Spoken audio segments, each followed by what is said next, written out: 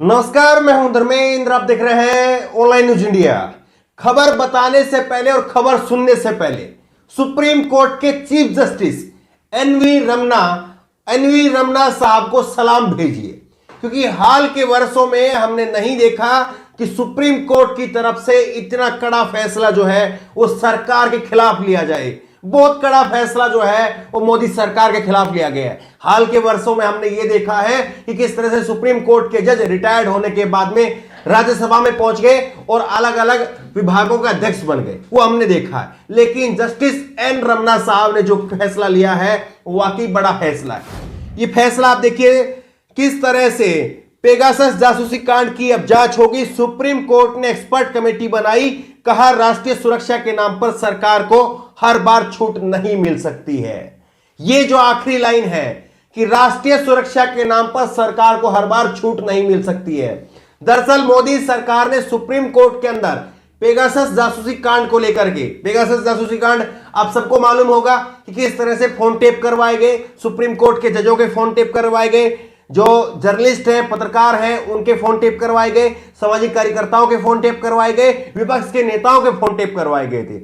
उस पूरे मामले को लेकर के संसद का पूरा सत्र जो है वो खराब हो गया था, लेकिन सरकार उस पर आगे बढ़ने के लिए तैयार नहीं थी। सुप्रीम कोर्ट में मामला चला गया।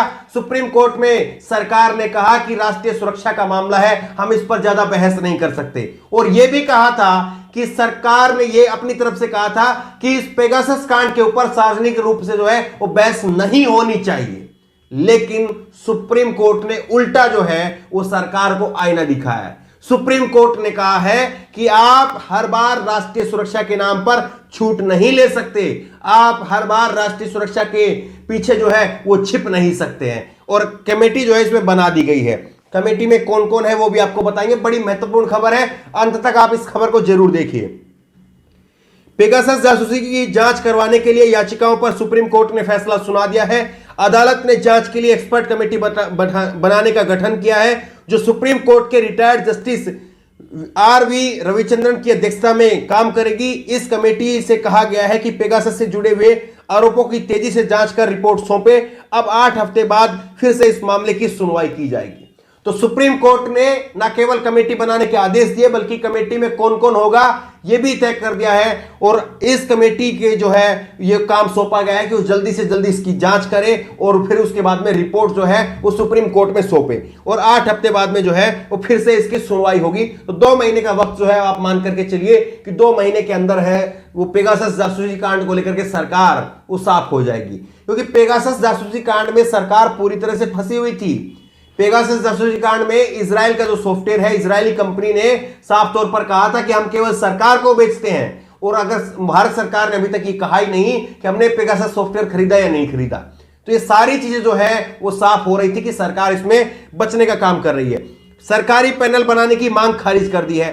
अब जो है सरकार ने इसमें कहा, मोदी सरकार ने अपनी तरफ से कहा कि हम इसमें सरकारी पैनल बना देते हैं। लेकिन सुप्रीम कोर्ट ने कहा कि नहीं साहब, हम सरकारी पैनल से जो है वो संतुष्ट नहीं है, हम सरकारी पैनल नहीं बनाएंगे। और ये कहा कि सिर्फ सरकार राष्ट्रीय सुरक्षा की बात करने अदालत जो है वो मूर्ख नहीं बन सकती। सुप्रीम कोर्ट ने कहा कि सरकार द्वारा राष्ट्रीय सुरक्षा की बात करने से अदालत मूक दर्शक बनी नहीं रह सकती है। राष्ट्रीय सुरक्षा का मुद्दा उठाने पर सरकार को हर बार छूट नहीं दी जा सकती है। अदालत ने कमेटी में यह इसलिए दिया है क्योंकि केंद्र सरकार राष्ट्रीय सुरक्षा का हवाला देकर एफिडेविट में ज्यादा डिटेल देने से इनकार कर दिया था। तो यहां पर 2-3 चीजें जो है साफ हो गई है। एक तो सरकारी पैनल नहीं बनेगा, दूसरा राष्ट्रीय सुरक्षा के नाम पर जो आप बचने का काम कर रहे थे वो उस पर आपको छूट नहीं मिलेगी। अदालत ने कहा कि सरकार अगर स्थिति साफ करती तो हम पर बोझ हल्का होता। ये सोच रहे कितनी बड़ी टिप्पणी है ये। देखिए, अदालत होती है, जज होते हैं, वो कोई मामूली टिप्पणी नहीं करते हैं, कोई वो जो है हल्के शब्दों का प्रयोग नहीं करते हैं। अदालत, जज, संवैधानिक पद पर बैठे कोई भी व्यक्ति होता है, वो शब्दों की एक मर्यादा में रहते हुए टिप्पणी करता है। और जो ये टिप्पणी है, सरकार स्थिति साफ करती तो हम पर बोझ हल्का होता, ये साफ तौर पर दिखा रहा है कि सरकार ने किस तरह से जो है वो कोशिश की कि सुप्रीम कोर्ट इसमें कोई स्टैंड ना ले। लेकिन सुप्रीम कोर्ट ने, और इसीलिए मैंने कहा था कि सुप्रीम कोर्ट के जज साहब को जो है वो सलाम भेजिए। सुप्रीम कोर्ट ने आखिरकार जो है वो सरकार का जो ये रवैया है उसके विरुद्ध जाते हुए जो है कमेटी बनाने का आदेश दिया है। अब कोर्ट के अहम पॉइंट क्या है इसमें आप देख लीजिए। इस मामले में कमेटी बनाने का काम पहाड़ जैसा था। हमने यह रिटायर्ड जज के विवेक पर छोड़ दिया था। ऐसे एक्सपर्ट की मदद लें जो साइबर प्राइवेसी के विशेषज्ञ हों। निजता के अधिकार और बोलने की आजादी प्रभावित रही है, इसकी जांच होनी चाहिए। ऐसे आरोपों से भी सभी नागरिक प्रभावित होते हैं। प्राइवेसी सिर्फ पत्रकारों और पॉलिटिशियन का मुद्दा नहीं है, हर व्यक्ति के अधिकार की बात है। सभी फैसले संविधान के मुताबिक होने चाहिए। दूसरे देशों द्वारा लगाए गए आरोप और विदेशी पार्टियों के शामिल होने से मामले को गंभीरता से लिया गया है। हो सकता है कि कोई विदेशी अथॉरिटी, एजेंसी या प्राइवेट संस्था नागरिकों के सर्विलांस पर डालने में इसमें शामिल हो। आरोप है कि केंद्र और राज्य सरकारें नागरिकों के अधिकार का उल्लंघन करना चाहती है। तो ये सारी बातें जो हैं वो अदालत के अंदर हुई है। अब इसको लेकर के क्या कुछ प्रतिक्रिया आई वो आपको बताते हैं। विनोद कापड़ी का ट्वीट आप देखिए। इस कमेटी का गठन ही अपने आप में यह साफ संकेत है कि मोदी सरकार ने कैसे अवैध और अनैतिक तरीकों से लोगों की निजता का हनन करके लोकतांत्रिक मूल्यों की धज्जियां उड़ाई। मोदी के लिए शर्मिंदगी का एक और बड़ा दिन है। सुप्रीम कोर्ट से देश के संविधान की रक्षा की ही अपेक्षा है। तो देश के संविधान की रक्षा सुप्रीम कोर्ट करेगा, यह मान करके हमें चलना चाहिए। और देखिए सरकार कैसे जो है वो कांग्रेस के ऊपर आरोप लगा रही थी। ये खबर थोड़ी पुरानी है, 19 जुलाई की खबर है, जब ये मामला जोर शोर से चल रहा था। ये देखिए रविशंकर प्रसाद ने तब ये कहा था, देश में कांग्रेस आधारहीन एजेंडा तैयार कर रही है, अमित शाह के इस्तीफे की बात बेबुनियाद है।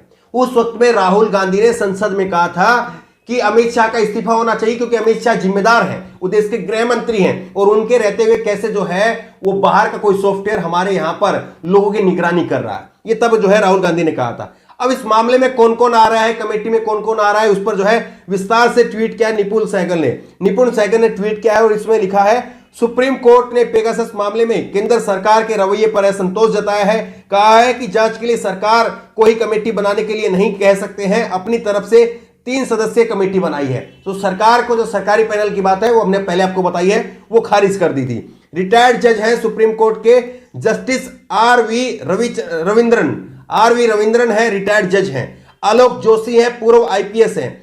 संदीप ओबराय है, तकनीकी जानकार हैं। तो ये 3 लोग जो हैं वो कमेटी के अहम लोग हैं और अहम सदस्य हैं। और ये अब किन किन लोगों से मदद लेंगे ये आप देखिए। कमेटी को ये 3 लोग तकनीकी सहायता देंगे। डॉक्टर नवीन कुमार चौधरी हैं, डीन है national forensic science committee Gandhinagar के। डॉक्टर प्रभाकरण है, प्रोफेसर ऑफ स्कूल इंजीनियरिंग अमृत विश्व विद्यापीठम केरल के।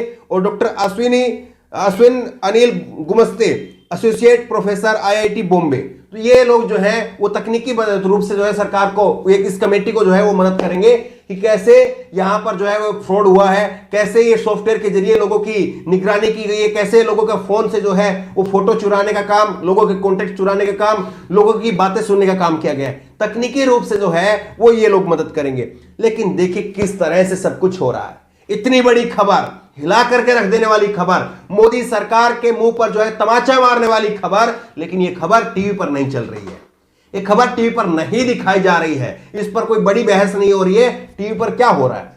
टीवी पर आर्यन खान का गांजा, आर्यन खान ने ये किया, आर्यन खान ने वो किया, केवल टीवी पर ये चल रहा है। अरे भैया आर्यन खान से आगे बढ़ो, आर्यन खान से आगे भी देश है। शाहरुख खान से पहले भी देश था, शाहरुख खान के बाद में भी देश है, शाहरुख खान के आगे भी देश रहेगा। ये शाहरुख खान का लड़का पकड़ लिया, उसी को बलि का बकरा बना करके जो रोज रोज उसको काटने का काम करते हैं। रोज रोज चाकू छुरी लेकर के आते हैं और शाहरुख खान के बेटे को कभी पीछे से कभी आगे से उसी को काट करके उसी का पोस्टमार्टम करते रहते हैं। कुछ है नहीं इसमें, पूरी तरह से मामला साफ हो गया। लेकिन उसके बाद में भी कैसे जो है शाहरुख खान के लड़के के पीछे पड़े हुए हैं, उसी के नाम पर सारी खबरों का जो है वो सत्यानाश करके रखा हुआ है।